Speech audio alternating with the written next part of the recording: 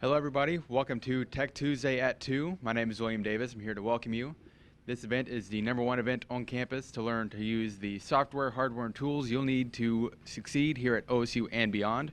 We're here live in the M & Low Creative Studios where all students of any major can come to learn to use and experiment with any of the latest and greatest technology.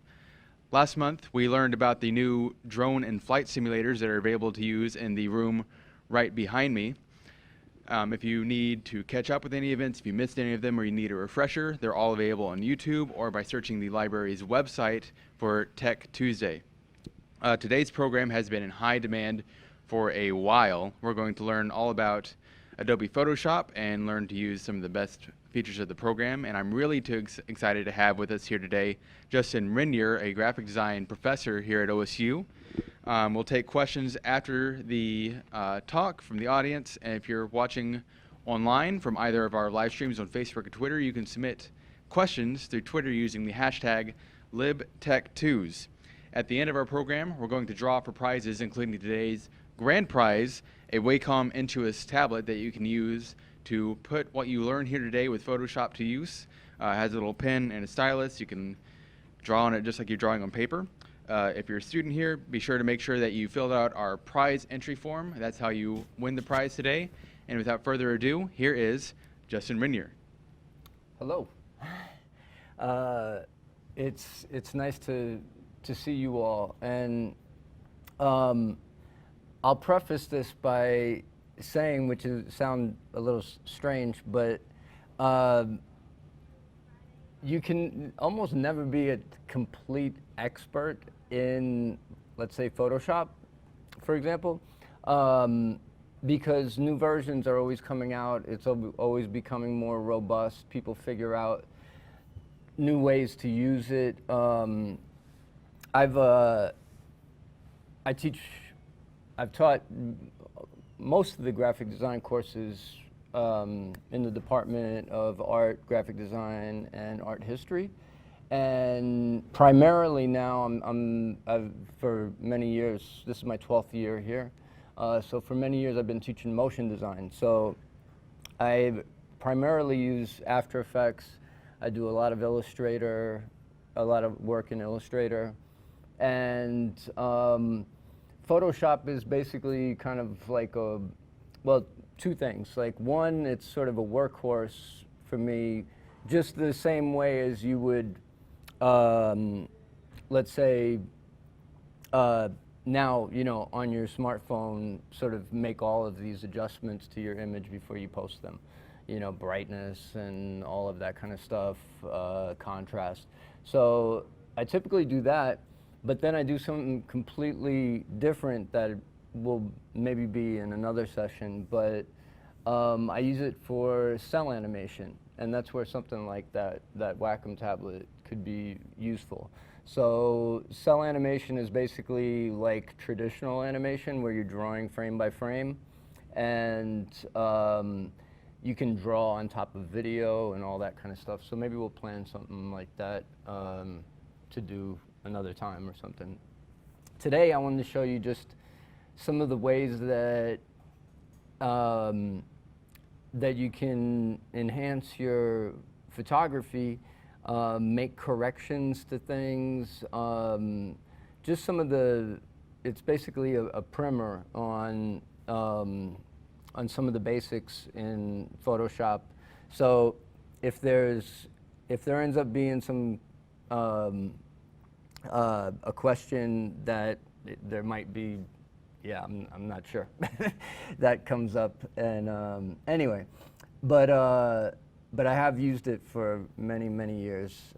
So the first thing that I wanted to do was actually something that I just now did. There's a great room in here that's that has a green screen, and so you can shoot video or photography where you can chroma key out the background very easily. And that's like when you see weathermen and stuff like that pointing at stuff and they're looking over at a monitor.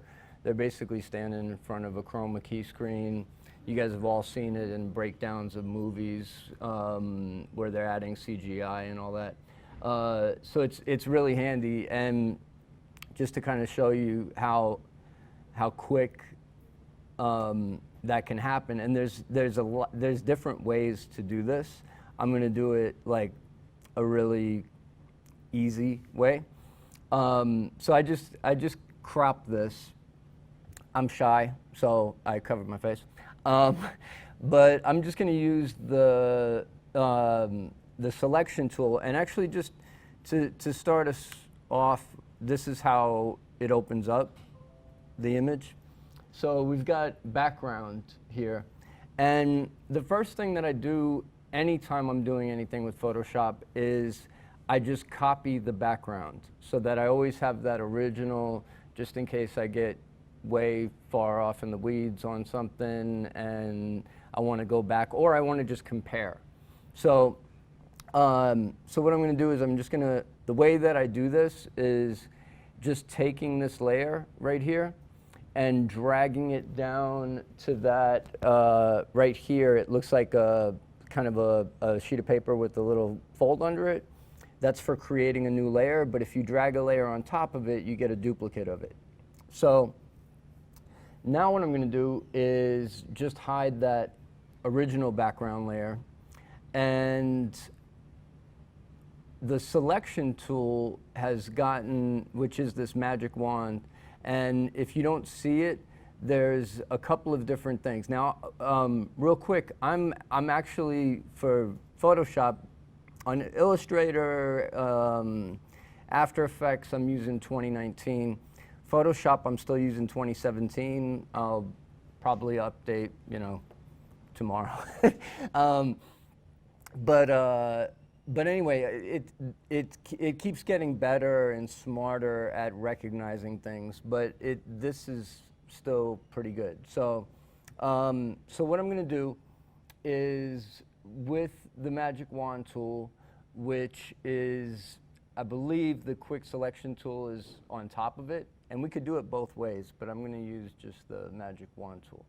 So all of these tools, and I know some of you people have worked with Photoshop, so if I'm saying stuff that's like super obvious, just understand I'm trying to be comprehensive.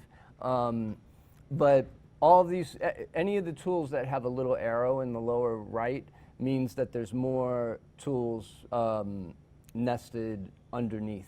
And in fact, there's old tools, a lot of these were used for web and stuff, that are down in here as well. But anyway, so I'm just going to use the magic wand tool, and the reason that it uses that particular green is that, you know, typically we don't have this as part of our skin tone. You'll occasionally see something where a weatherman wears like some kind of green tie, and then you can like sort of see through it to the map behind them or whatever. But as long as we kind of avoid this color, it's very different than skin tones and, you know, typical clothes, I suppose. Anyway, so I'm going to select, and you can see that it selected part of this, and I did this really quickly, so I wasn't standing in the part where it's kind of evenly lit. So you can see that there's a lighter part over here, and I'm just going to go ahead and select that. Also, I'm holding down Shift. So this is something that you don't have the image for, so I'm going to just do it like quickly just so you can get an idea that it's possible and that it's something that's available to you over here in the Creative Studio, which is great. So, so anyway,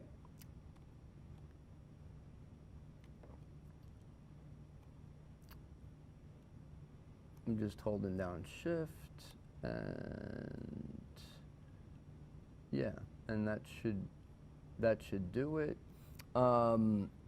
And yeah, and I'll just hit delete, and now I've got myself isolated on a transparent background. If I were to go and let's say make a new solid color fill or something,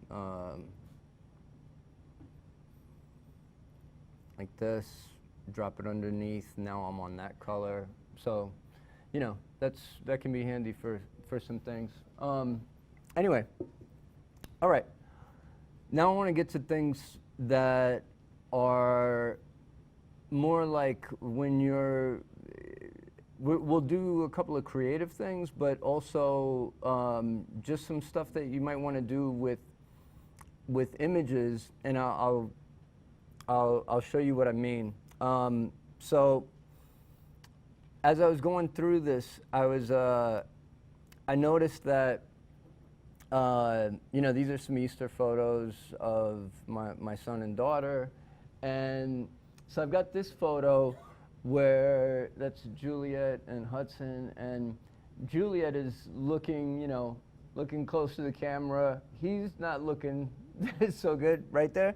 And then I've got this where he's, you know, he's looking good. He's got a smile on, and so actually it's like this one and this one, and you guys have both of these images. So, and let me see here. Yeah, this. So it'll be something like, yeah, IMG 6976 and IMG 6974. So I'm just going to open up both of those over here in Photoshop, and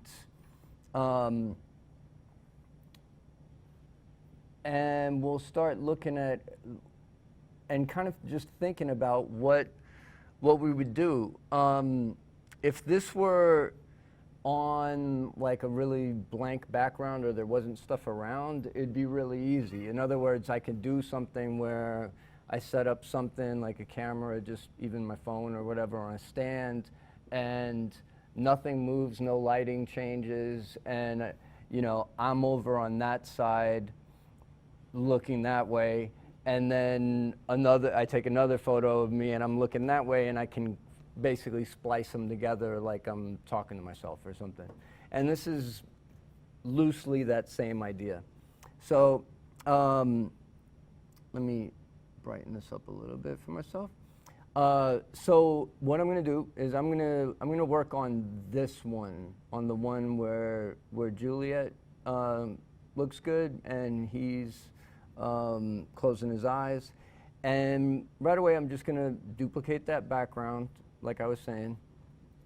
And the next thing I'm going to do is grab that other photo.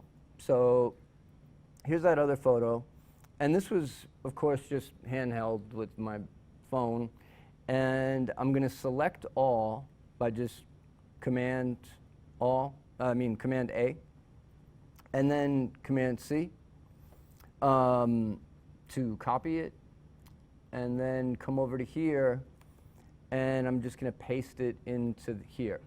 Now you can see from this that this is not a tripod shot because things move a little bit. So what I'm going to do is I'm going to start by lowering the opacity for this layer. So when I'm selected on this layer, there's a few different things here. We'll look at some of them. But opacity is, you know, just a really straightforward one. And what I want to do now is just, you can go up here to edit free transform, and I'm so used to my projector, I mean, right behind me, that I'm always like looking over here, but it's, anyway. But yeah, so I'm going to go to free transform, Command T. If you really end up like using this stuff a lot, it's good to just check out like what that keyboard shortcut is, because then you can just, you know, start going, okay, Command T. So I lowered the opacity and we'll see if I lowered it enough. But basically what I want to do is I want to match the surroundings. So I'm not looking at the figures right now. I'm looking at things like the tree, the grass, even some of these little twigs and stuff like that. And it's not just that it's been moved, but it's actually, you know, rotated a little bit as well. So it doesn't have to be absolutely perfect, but I'm going to try to get it pretty close. And I'm looking for little kind of anomalies in things. Like right around here, there's a little bump in that tree.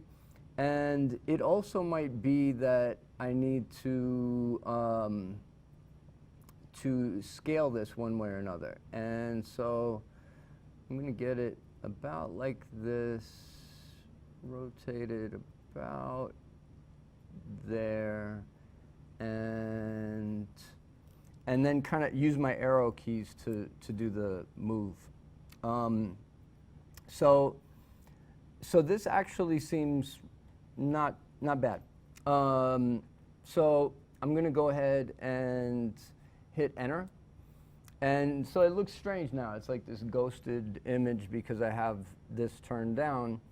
And what I'm going to do is on this, I'm just going to look for, like, you know, basically like what's the least that I have to do to get this to be to look good. So I'm going to take this selection tool, and I'm just going to select right around here, like this, and down in this dark area. And then I'm going to include a lot of this foreground so that twigs and stuff like that match up and everything. And then we're going to end up having to crop this because this image only comes up to here, so that's fine though. So I've got that selected, and let me increase the opacity on this. And now I've selected that, but I actually don't want to delete that. I could do it in reverse, but this is useful. I'm going to go to select, and I'm going to go to select inverse. So it's going to select everything but what I had selected. And I've got 22 pixels of feathering up on here. And that seems about right. So I'll just try it, and we'll see what we get. So, let me click over here, and go ahead and delete that. And there's our composited image. Now, the next thing is, like, you know, maybe I'm going to post this to Instagram or something like that. And well, you can see right there that there's this little ratio button up here. Now these things are somewhat new. It used to be that you would just kind of have to get it square, but you can select square, which is nice. And that way you can move the image around, and also close this up without having to hold shift. So I'm just going to kind of bring this in a little bit, like right about here, and bring this out just barely. Actually, there, right there is good. And maybe nudge it over just a smidge. And you know, the rule of thirds is not something that's like a hard and fast rule, but it can be nice to kind of get things sort of in, near those areas, just composition-wise. Then you just hit enter, and you've got your image. So, so basically, what we have right now is this piece on top of that other image. Now, what I can do is I can add an adjustment layer. So that's what I'm going to do. I'm going to, on top of this, if we go over to this button right here, let me hover over that. What's nice, and this has been the case for Adobe software for many years now, but if you're completely lost, you can just, or even if you're just looking at some new tool or trying to figure out how it works, you can hover over it and you get this tooltip, and it basically tells you, because some of these icons just look like, well, I have no idea what that is even signifying. So anyway, create a new adjustment layer, and I'm going to use curves. So curves is really nice. Like you can, there's times that if I'm just needing to do something really quick, just using brightness and contrast can suffice. But curves, what's really nice about it is you have a lot of control.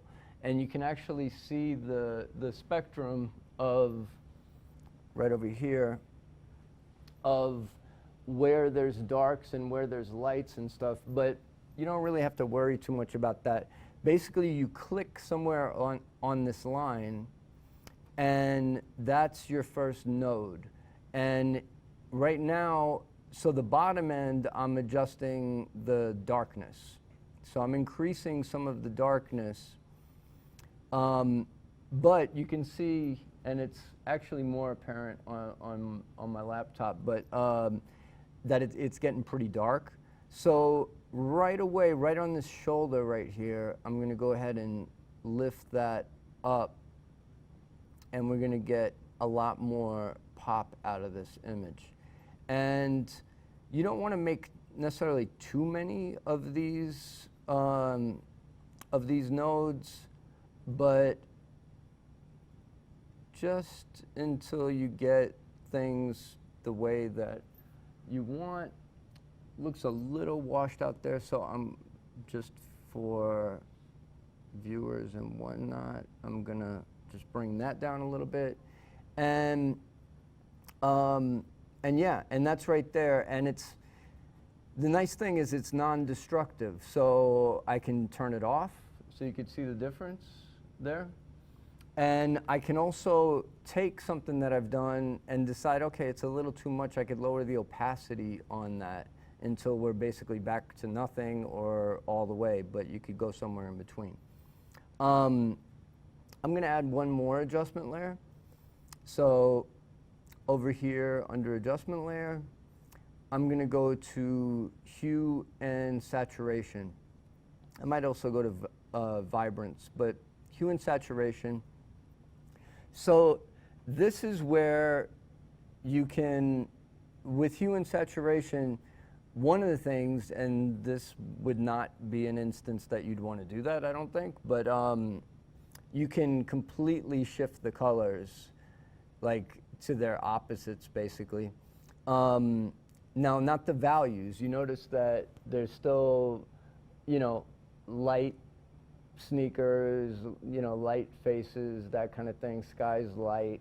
But, where we had yellow, we have kind of purple and all of that. But anyways, just so you know that that's also part of it. But the main thing is just like on Instagram or something, it's just being able to bump up the saturation a little bit. And then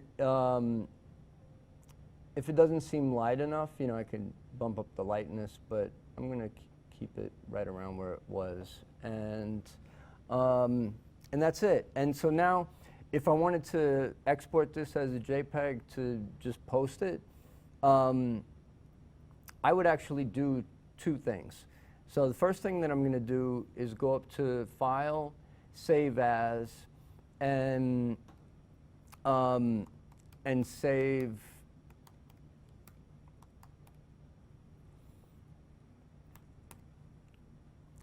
basically you can give it any name or whatever, but I'm going to save the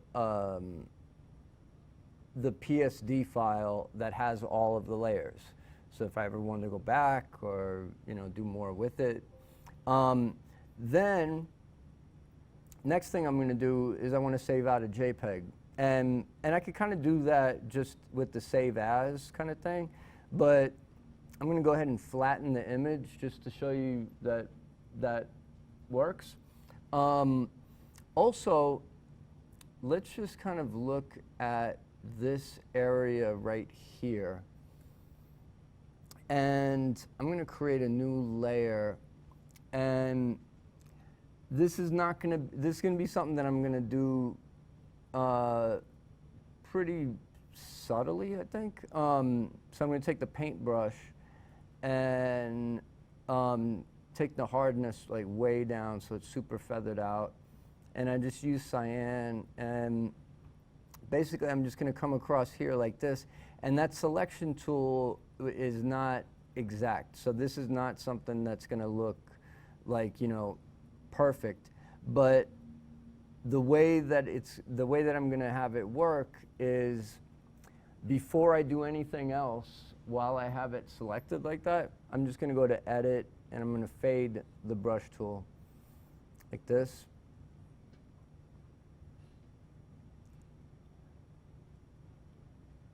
And just kind of bring it down. So that's, this is normal. So I'm just going to add just like a little bit of blue to that. Like that. And deselect, and that looks fine. That looks good. Not entirely getting as much colored depth on this, but same thing on my projectors and stuff. It's just they're all different. Anyway, so now I'll go ahead and go to Layer. Near the very bottom, flatten image. And it's saying discard hidden layers, yep. And so now I just have this one layer, and I'm just going to save it as a JPEG.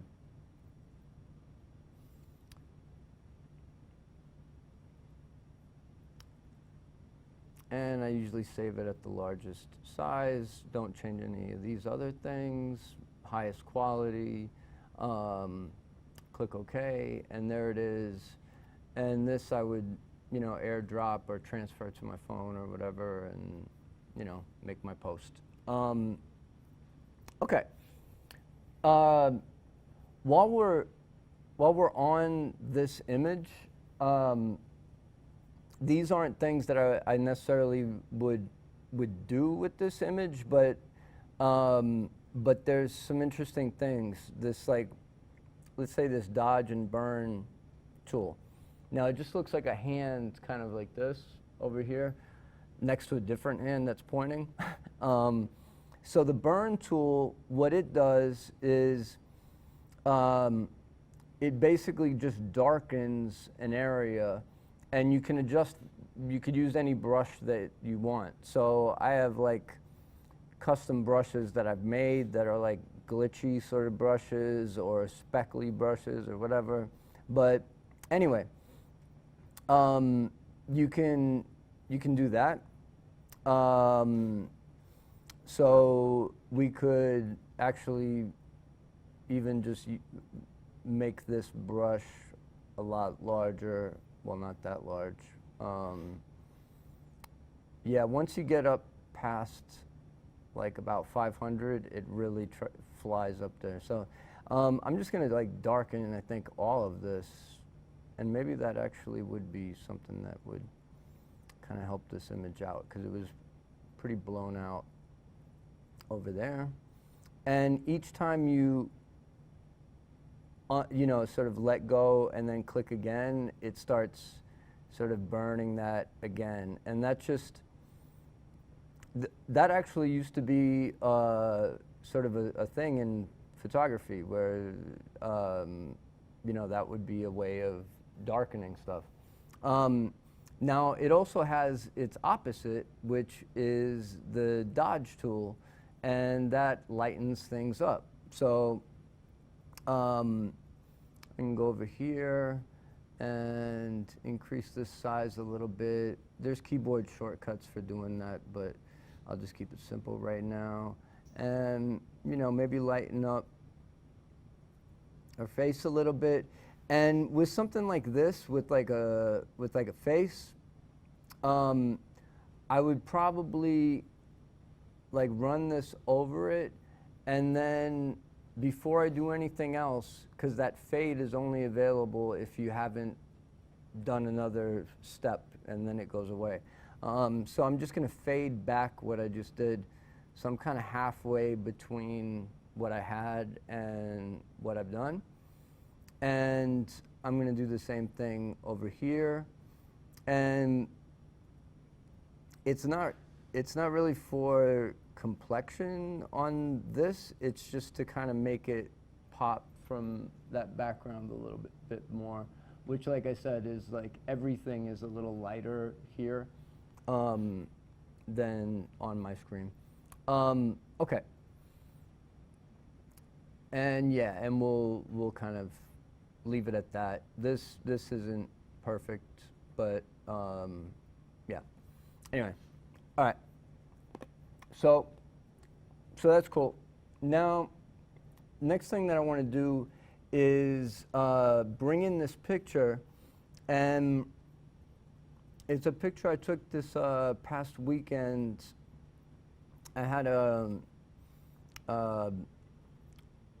I was part of an exhibition that was in Williamsburg, directly under the Brooklyn Bridge, or nearly directly under the Brooklyn Bridge. So I got some of these pictures, and this is like a little trick, I suppose, that that I figured out fairly recently. And again, I'm going to just duplicate that layer, hide that background, just do that as a matter of course every time.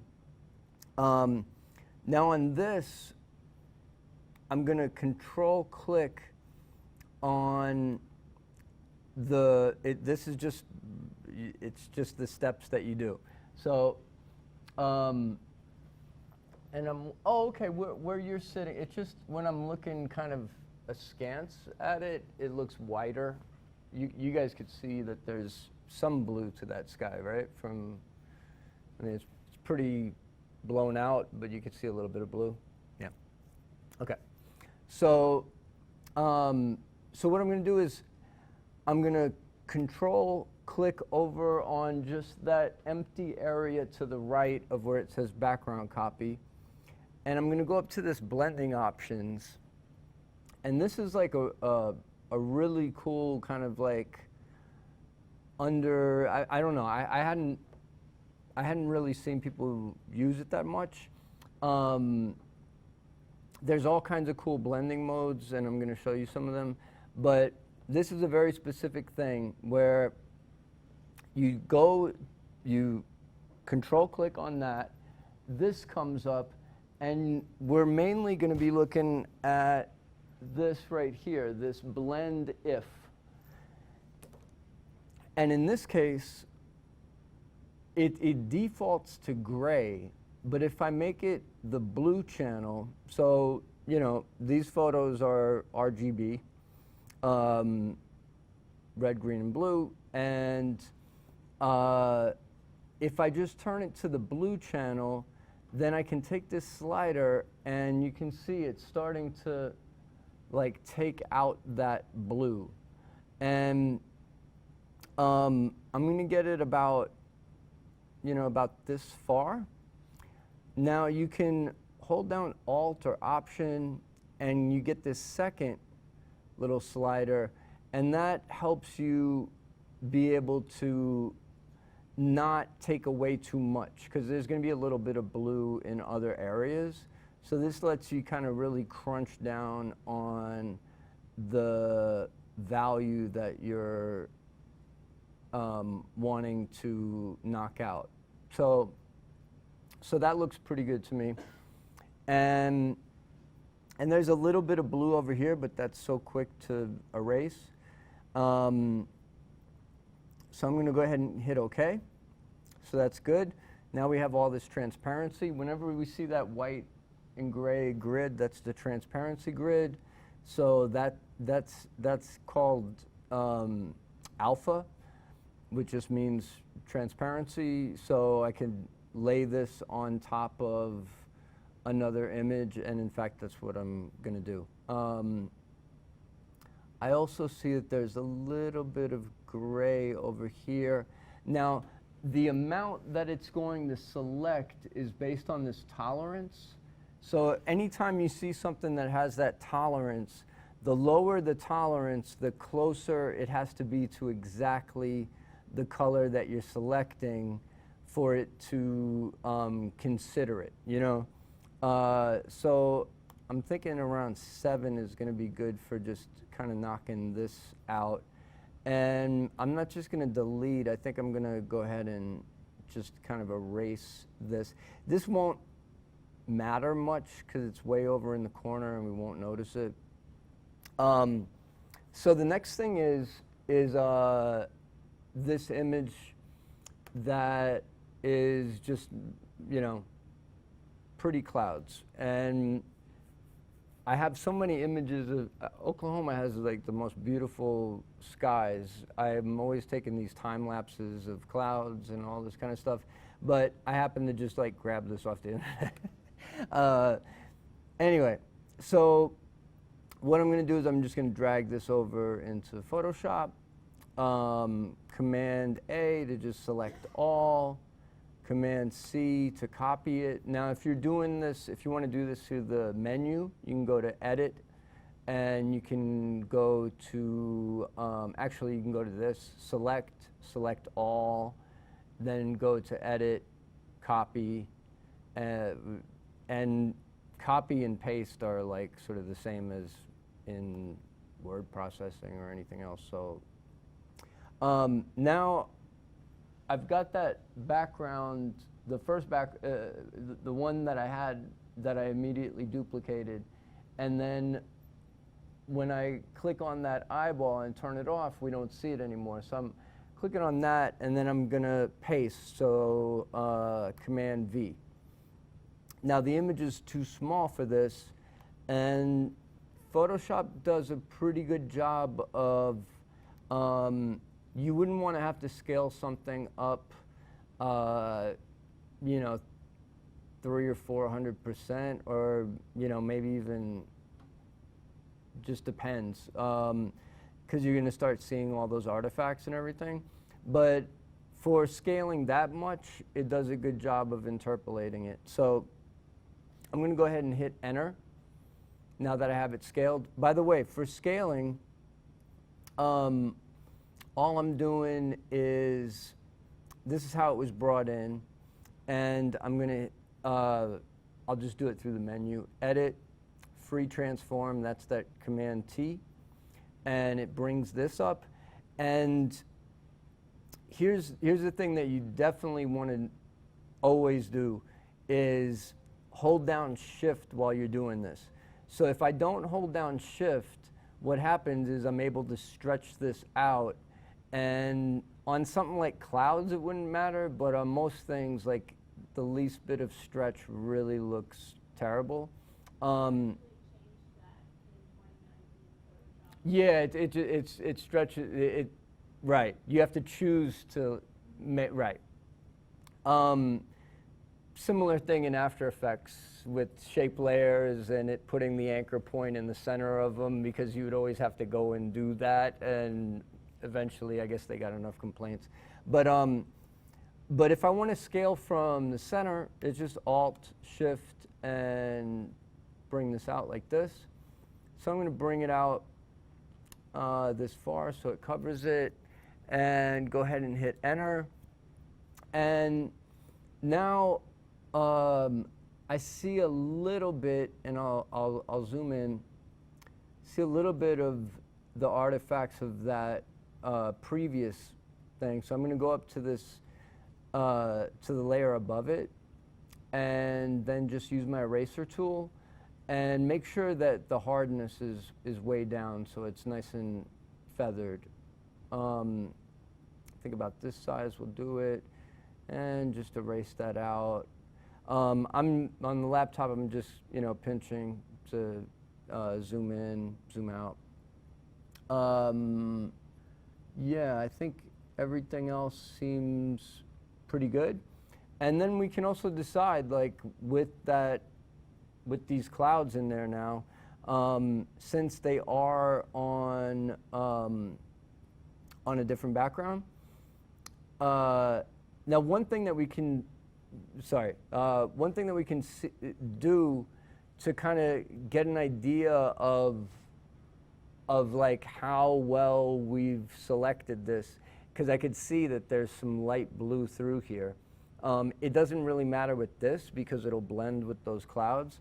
But one thing that we could do is just make a real bright, solid color layer that isn't blue. Red works well. And yeah, actually I can see it got it pretty good. So yeah, now I can hide that, bring this back, and with that cloud image, maybe I want it to be the other way around. So I can go up to Edit, Transform, and I could just flip this horizontal on that. I have to be selected on that layer, and so now it's going to flip that so that that larger part of the cloud is over. Oops. This is also where you might want to just lock this top layer so you don't accidentally grab it. But yeah, I can kind of move it till it suits me as far as the composition, as long as it's filling out all of those spaces. So I think that's all right. And we can also do other things now with, like, for example, with this layer, I'm going to add a curves adjustment to it, and I could make this a smart object so it's non-destructive and everything, but this will be fine. I just need to unlock it, and I'm going to go to Image, Adjustments, and Curves. So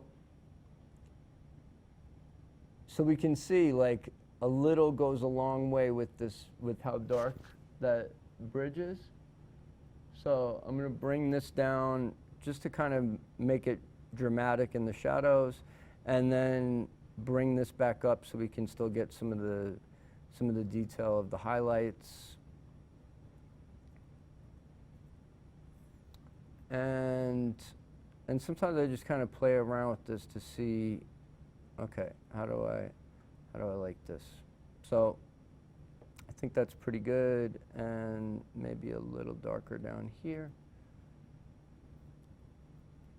Yeah, good. All right, now we're in the same situation where we can flatten this down, we can save it out as a PSD, all of that kind of stuff.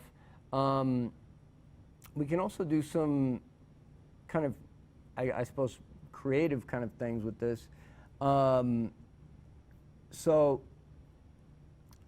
a couple of things that I brought and that I think are on your computers are this just crunched up paper texture. Actually that's the saved out one. And then this kind of smoky texture. And then these that I created by just making a speckled kind of brush. And let's just put this on there, and I just drag that right on. I'm gonna scale it up like this and hit enter. And this is where we can look at our blending modes. So we can set this to where it's like all of these blending modes are going to do different things with this. Now, in this particular instance, everything that isn't black is see-through already. So let's just look at that. Like if I were to take this layer that's on top and invert it, now it's, and I go to normal, it's all white speckles. So just to kind of give you an idea about that. And you know, I can just kind of lower this opacity, make it kind of faded out, or if I left it the way it was before, I could do that. Same thing with an image like, let's see.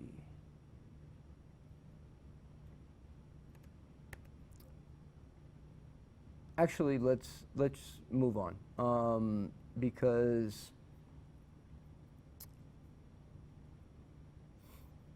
I was kind of thinking of something. There's these birds here. Got a couple of pictures of birds. So we can add some in to this image as well. So I'm just going to drag this over to Photoshop. And again, duplicate the layer, so making sure. Now when you're selecting like this, contiguous, that means that it's only, now in this case, there's no, like if there was a donut, let's say, and it was a blue background, and you selected without selecting contiguous, it'll select that inside of the donut also. If you have it on contiguous, it's just going to select everything up to the edge where that color changes. So anyway, that doesn't matter too much on this. Now you can see my tolerance is not near high enough, so it's just getting all kinds of different little artifacts there. So I'm going to make this tolerance like about 25, and there we go. And something that you can also do while you select this is you can go to select, modify, and expand this. And I'm going to expand it by like 2 pixels, because sometimes you get just like a little bit of a frayed edge around it, and I don't want that. So now basically what I've selected is everything but the birds. And so I'm going to go to select inverse. So now I have my bird selected, Command C to copy it and bring it over to wherever I had that image. Where did I just put that? Well,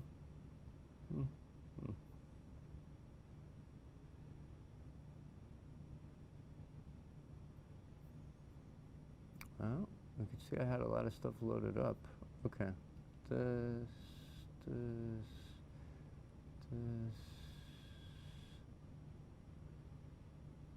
Yeah. Okay.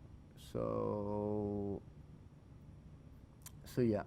Anyway, I'll just turn that off.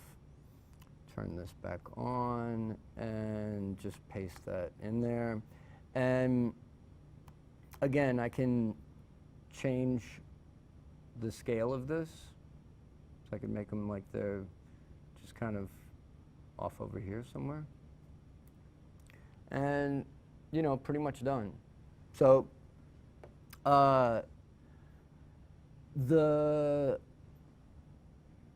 last thing that I wanted to show you was, it's actually something that I can do with that that initial green screen photo, the chroma key photo that I had. So here's something interesting. Like with this, since I have this alpha channel that is all the transparency in this layer, I'm going to go ahead and just duplicate this layer. And you can do something that's kind of cool where this little checkerboard thing that's right above and it says lock, you could select on that.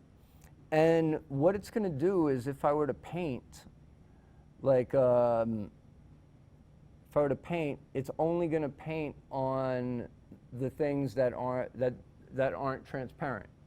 So I can do something where, and I do this in animation and stuff, but I could use one of these kind of textured brushes and maybe make basically like kind of a multicolor gradient or something. Like I'm just going to go through here like this,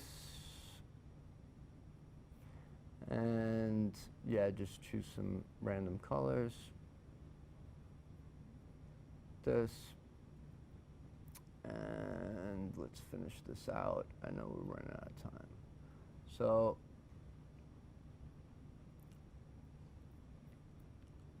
that kind of thing. I also make brushes that are sort of like markers and stuff. But anyway, so with this, like if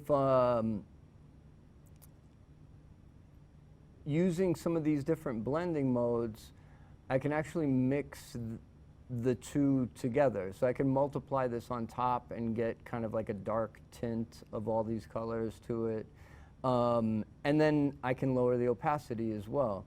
I could do something like an overlay, so it's more of a mixture of them. Lighten, so it just becomes lighter by those colors.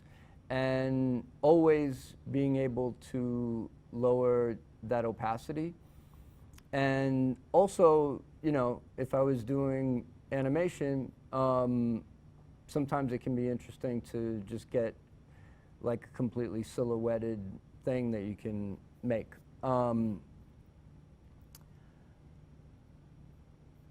Now, on there's one more that I wanted to do. I see that we're going possibly a little over. Is it all right if I just do one more? I'm not sure. Yep. Okay. So I believe it's this photo. Yeah.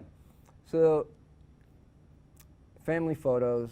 So photo of my daughter, and she's drawing, and there's these other kids around, and you know, for various reasons, I want to, you know, just isolate her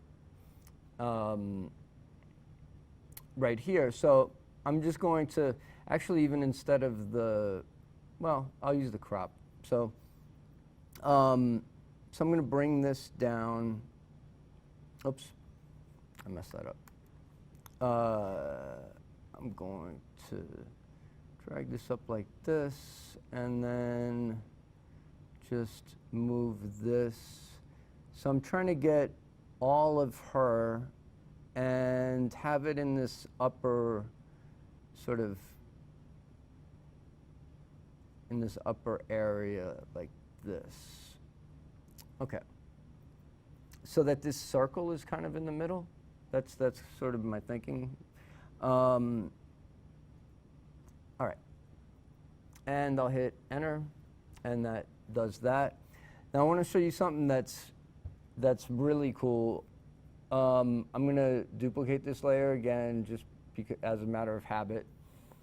But I'm going to select like this little bottle cap or whatever it is, and let's say I want that gone.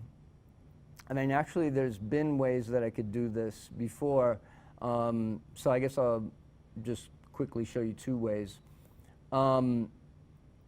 There's this this thing that looks like a rubber stamp right here. It's a clone stamp tool, and it works with your brushes. And the way that it works is you get near an area that you want to basically like duplicate and then kind of paste over this. So I'm going to hit Alt, and that brings up that target sign.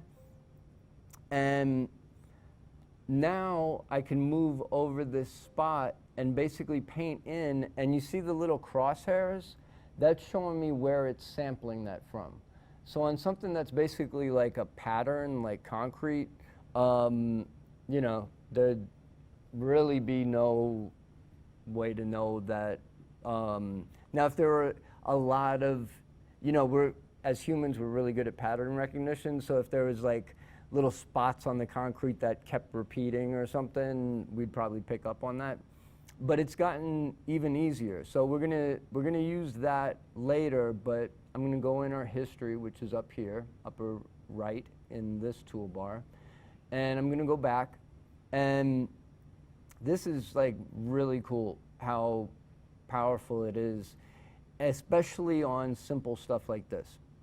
So I'm just gonna select around that, and I'm gonna go to Edit, Fill. And I mean, it's been around for a little while, but it used to be that it would be filled with a color or whatever. Well, if you go down to Content Aware Fill and just hit OK, it basically, it's smart in the sense that it looks at the stuff around it, and occasionally you get something where it's trying to pull a sample from like over here or something, but usually it works just that well. And I mean, I'm looking at it really closely, and I would have no idea that that had ever, you know, been there. Now, we'll see some things, however, where, like, let's say I wanted to get rid of these shadows, so it was just like she had been there, you know, by herself. So I'm just going to use the lasso tool as a selection tool and just select around this. Now when I try to do this, you're going to see probably a weird thing. At least when I tested it out, it was. So we're going to go back to Edit, Fill, make sure it's on Content Aware, hit OK, and actually did it a little bit better that time, but you can see it's kind of funky. It's picking up on some of these. It's kind of light there, but it's showing like some perspective that doesn't match up exactly and everything. So I'm going to undo that, and instead what I'm going to do is do it in pieces, and this worked pretty well last time. We'll see how this goes this time. So yeah, that's pretty nice. This, and then we can also see right here, Shift function 5. So if we had to do a lot of this, we'd want to be able to use that. So Shift. Actually, I need too many fingers for that. There we go. And I hadn't selected, so I got all excited. All right. Anyway, let's get this right here. And Edit, Fill, Content Aware. OK.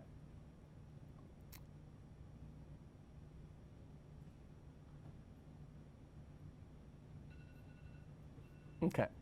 So I think now it's starting to pick up on her hand and stuff. So I'm going to use the clone tool at this point and also just finish up our little session. So I'm going to Alt-click and drag right across here. And this line, I want to make sure that I start with this line so that it stays nice and parallel to the image, and I can see what it's sampling by looking at that crosshair. So there I've gone a little bit too far, so I can kind of just do it again from a little bit different spot so that it's not too obvious, and just kind of paint that out, and we're almost done. Okay, and now I'm going to do this one.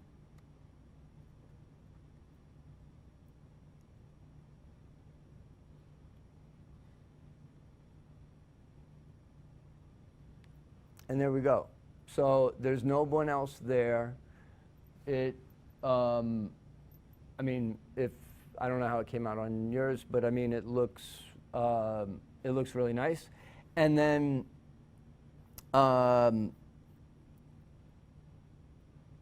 just as a last little, hopefully kind of bonus thing, I'm going to use this quick selection tool. Now this quick selection tool has actually just gotten really better now, where it will detect like figure objects. But basically what you're doing is you're kind of drawing in the area of the stuff that you want to include, and then you end up zooming in. So it's a little back and forth. Like I don't want, let's say, that shadow. So then I hold down Alt and then do that. And I do want that part of the leg, so I draw that. And it gradually starts sort of, you know, figuring it out. And for, you know, something that works this quickly, it's pretty nice. So I'm not going to try to do this perfectly, but I'll do enough that you get the idea. And now, again, I want to take out that. So that's good enough for me right now. And now I can copy this, paste it. I have it on its own layer. So for example, this background, now it doesn't have a lot of color to it, so I'll actually do the reverse. Typically you do something where you have color on top of black and white as like a interesting thing to do, but I'll do it in reverse and just bring down the saturation, so like she's the only thing that's black and white in this.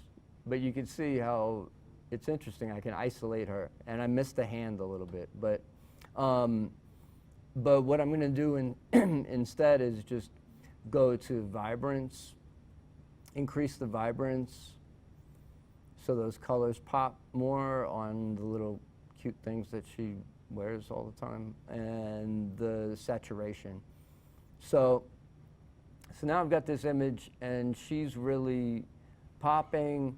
I might do one final crop because I don't like just like that little bit of extra. It's not necessary. So just bring it in like this.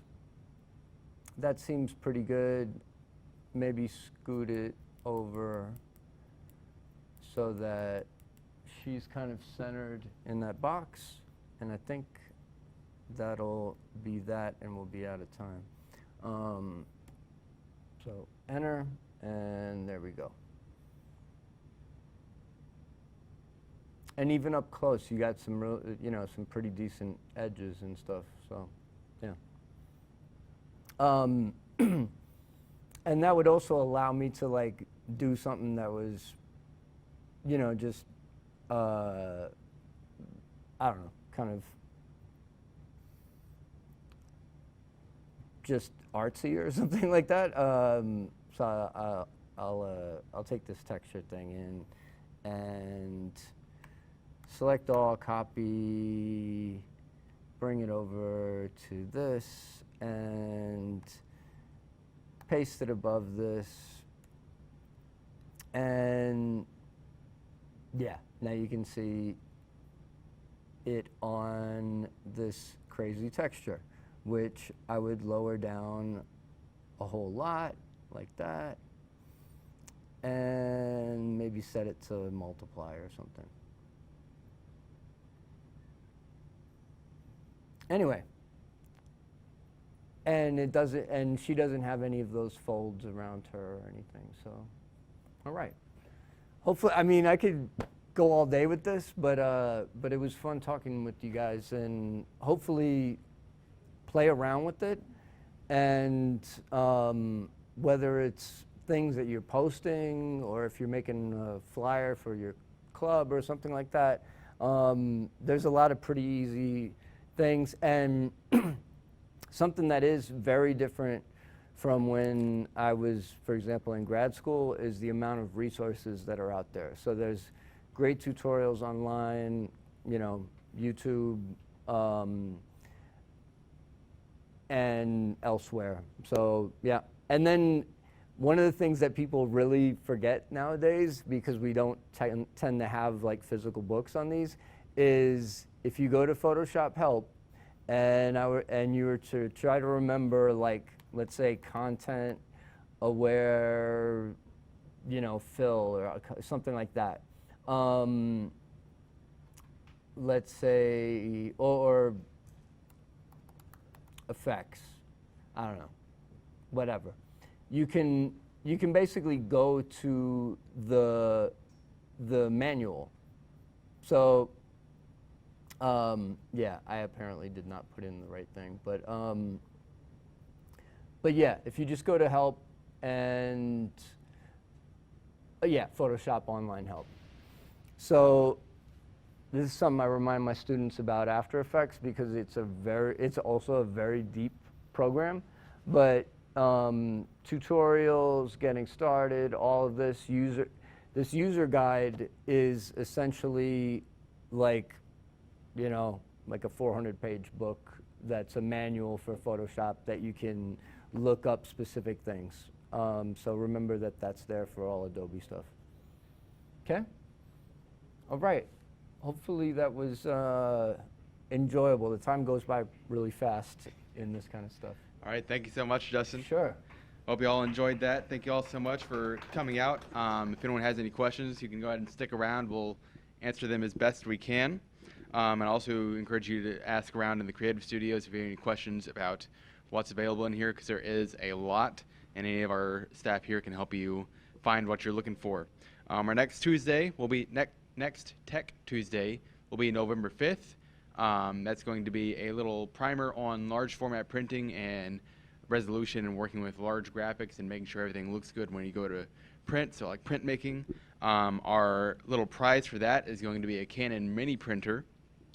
If you have any suggestions, go ahead and tell one of us. We'd love to hear suggestions on future Tech Tuesday topics. For right now, we're going to say goodbye to our live stream audience on Facebook and Twitter. Thank you all so much for tuning in. Thank you for joining us, and we're going to go ahead and start handing out some prizes.